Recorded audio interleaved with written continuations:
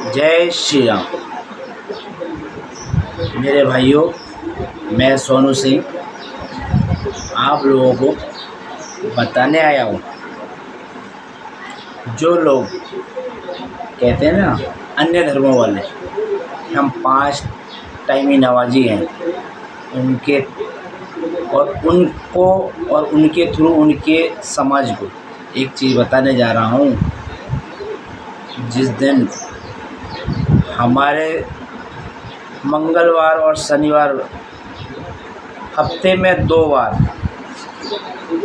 बजरंगबली का अगर हनुमान चालीसा जिसके कानों तक पहुँच जाए ना, समझ जाना उसके सारे कष्ट और सारी दुख दुविधा नष्ट हो जाएगी।